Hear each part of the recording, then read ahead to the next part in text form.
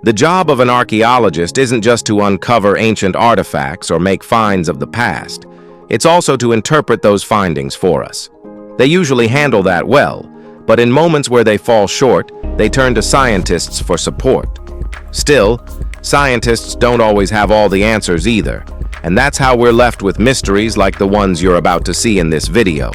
Let's start off with number 15, the Lawrence Brooke carvings.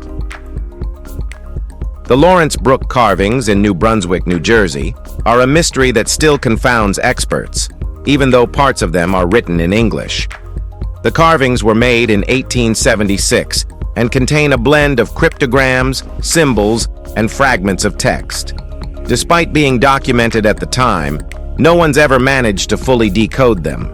Among the legible text are names like E. Sudam 1876 and M. Danbury Centennial Year, possibly referring to Elias Sudam and Monroe Danbury, local residents during that period.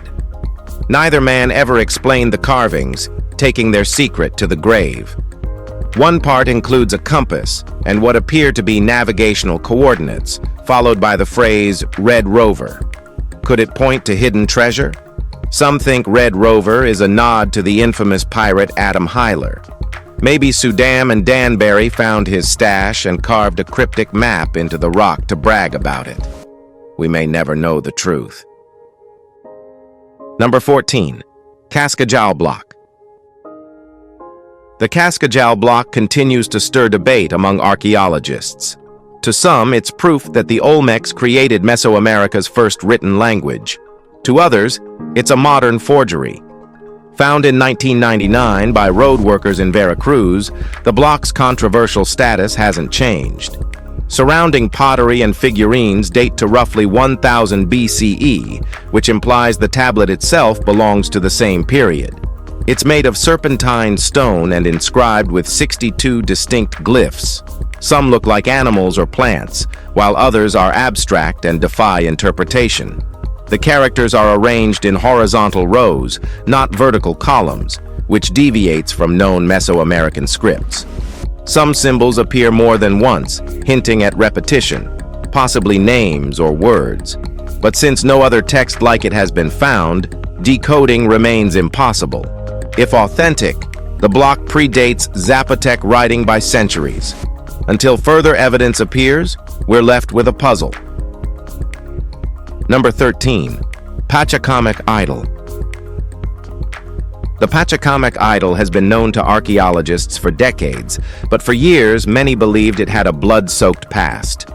The wooden statue, carved around 1,200 years ago, appeared to have red stains, originally thought to be dried blood from sacrificial rites.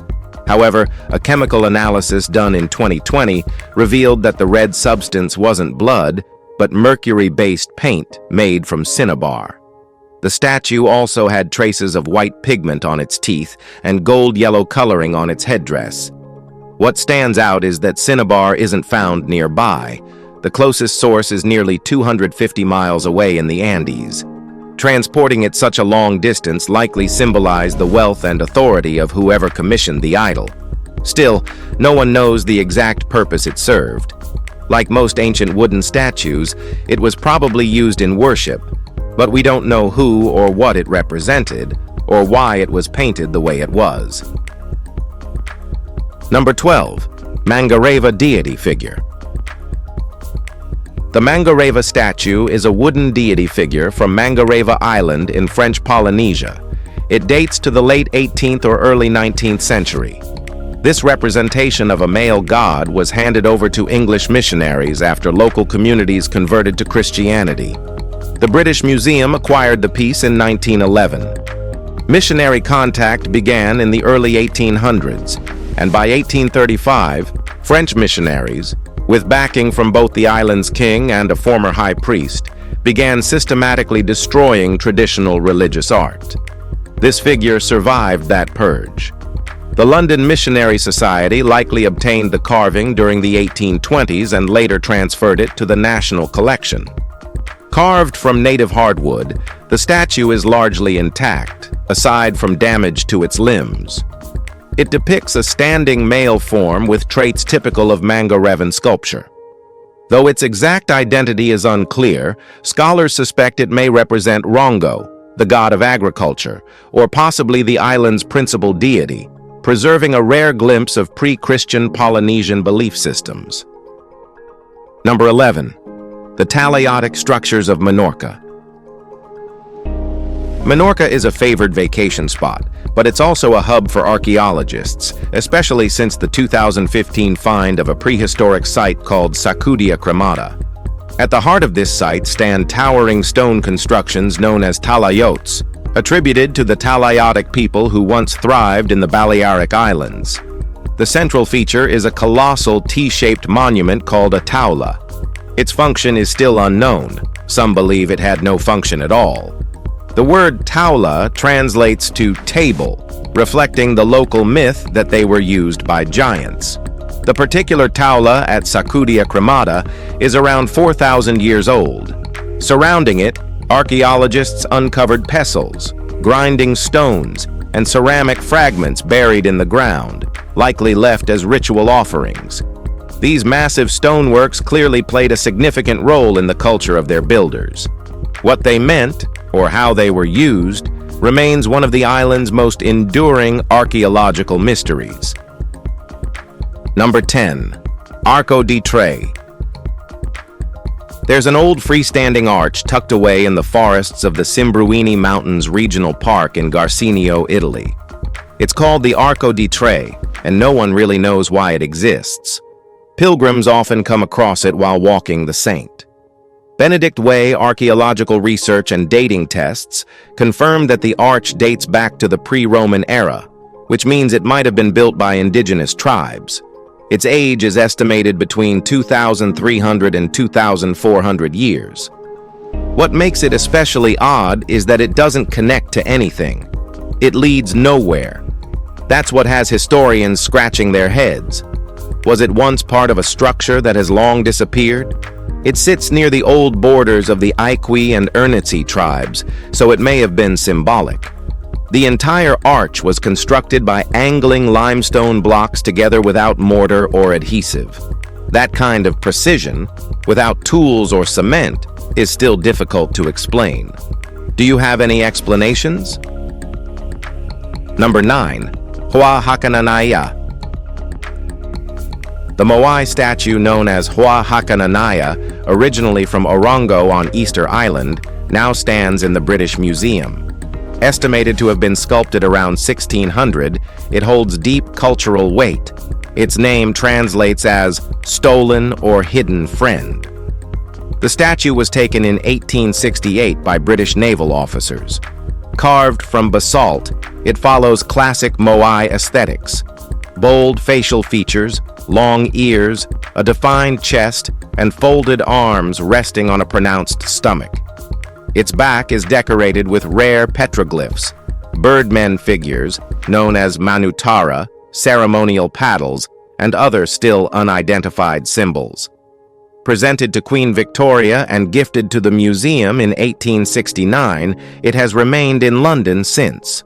The Chilean government and many Rapa Nui people have called for its repatriation, arguing the removal was unjust. British officials, however, cite conservation concerns on the island.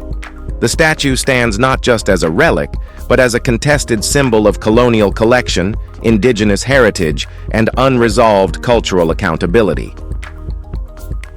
Number 8. Varaha Carving. There's been plenty of debate over a particular carving of Lord Varaha at the 8th century Durga Vishnu temple in Aihole. The sculpture shows Varaha lifting what some people insist is a globe, suggesting ancient knowledge of Earth's shape. But a closer inspection shows that he's holding a shankha, or conch shell, a common weapon in depictions of Vishnu, of whom Varaha is an incarnation. In most interpretations, the figure Varaha lifts isn't a planet, but a woman, usually identified as Bhudevi, the earth goddess, or sometimes Lakshmi. The carving has drawn attention online in recent years, with some misrepresenting it as evidence of ancient astronomy. However, The stonework was heavily restored in the past, after the temple had fallen into ruins. So what we're seeing isn't entirely original. It's a good example of how historical artifacts are often misunderstood or deliberately misinterpreted when viewed without proper historical background. Number 7. Bori Kalimbuang Stone Site. Age often dictates how we judge ancient sites, but Bori Kalimbuang stands out for odd reasons. It features 102 stone monoliths, each believed to represent a distinct funeral. While the oldest stones date back to 1657, their arrangement and purpose remain rooted in complex cultural rituals. These aren't traditional gravestones. Nobody's buried directly beneath them. Instead, the deceased are believed to be interred in nearby cliffside tombs. The site was built by the Toraja people, whose elaborate burial customs remain unique even today. Whenever someone died, a stone was chosen from a local quarry and dragged here. After that, a temporary wooden shelter was erected to host an animal sacrifice in their honor. The animal was cooked and shared afterward. What's still unclear is why this specific place was chosen or why the custom began in the 17th century. Even among present-day Toraja, the reasons for this exact site's use remain unanswered. Number 6. Newark Holy Stones. Were the first people in America descendants of a lost Israelite tribe?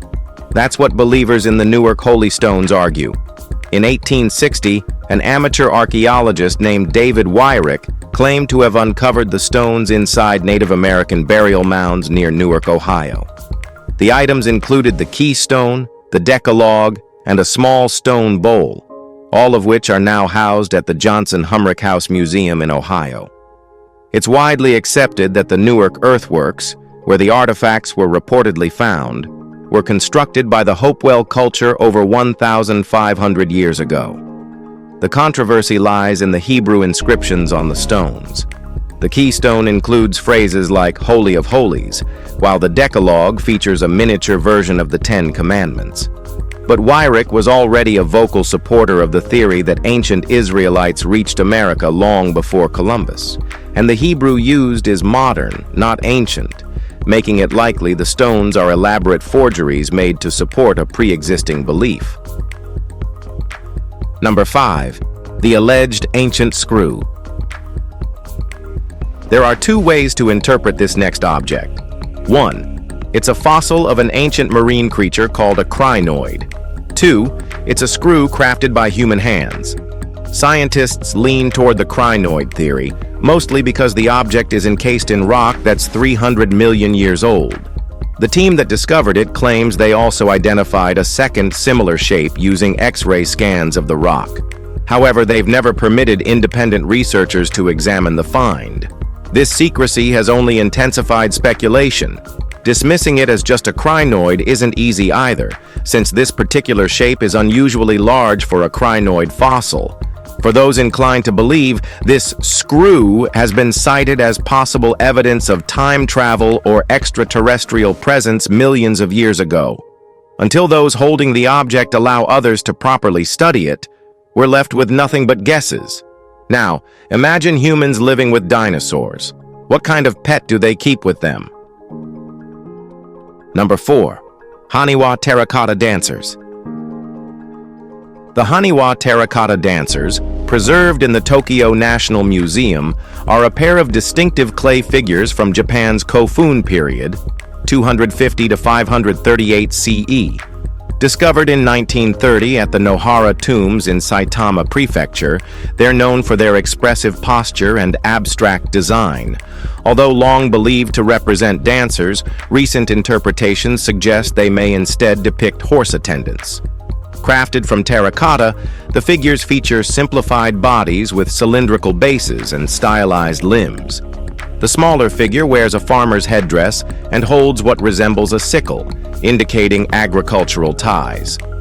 The larger figure lacks ears or hair, contributing to its enigmatic appearance. Their arms form an inverted S shape, one raised, one angled downward, which led to the original dancer interpretation. Their blank, open mouths and hollow circular eyes contrast with typical Haniwa. While debate continues over their true identity, the pair remains one of the most visually striking and culturally rich representations. Number 3. Cucuteni Figurines. A group of ceramic human figurines discovered in northeastern Romania shows how ancient cultures may have used their bodies to express identity or meaning. Over 20 reclining figures, each marked with fine engraved lines, were found at a site connected to the Cucuteni culture, an advanced Neolithic society that thrived in parts of present-day Romania and Ukraine. These figurines date back to the 5th millennium BCE. The markings vary. Some resemble clothing, while others appear closer to tattoos or abstract designs. Their meaning is unknown, but scholars believe they may indicate social status, group membership, or ritual use. Notably, these engraved figures only appeared after ceramics began to be decorated, which suggests a possible shift in how people thought about permanent markings, moving from clay to skin. That theory supports the idea that tattooing might have developed alongside ceramic art.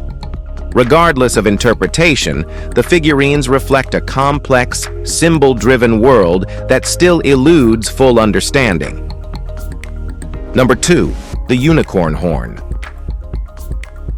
For centuries, both Europe and Asia accepted the existence of the alicorn, the fabled unicorn horn, as absolute truth. This horn, supposedly from the mythical unicorn, was said to hold miraculous healing powers and antidotal properties, making it one of the most coveted and overpriced remedies during the Renaissance. People believed it could purify water and neutralize poisons, so naturally, it ended up in royal artifacts, like the unicorn throne of the Danish kings. That belief endured until the 16th century, when the truth came out. The so-called alicorn was actually a narwhal tusk, an extended tooth found in male narwhals and some females. Despite the reality check, the idea of the unicorn horn never really left. It now lives on through fantasy novels, tabletop role-playing games, and video games. What still puzzles historians is how people placed so much faith in an object tied to a creature no one had ever actually seen. Number 1. Coldstream Stone. Some call this stone the oldest known work of art ever discovered, but not everyone agrees. The stone was found more than a century ago near the banks of South Africa's Limpopo River. Painted on its surface are 3 human-like figures in different colors, seemingly in the middle of a hunt. There may have once been more to the image, but the stone was found buried 2 feet deep in wet soil. The river's moisture should have eroded the artwork, but somehow it survived. The images are usually attributed to the Sand People, a hunter-gatherer culture that goes back over 40,000 years. If it's authentic, it could be a priceless glimpse into prehistoric art. But there are doubts. Some researchers think the stone may have been placed in the soil much more recently, perhaps even staged. So the question remains, is it truly ancient? If you've enjoyed this video, be sure to like, share, and subscribe. Thanks for watching, and we'll see you in the next one.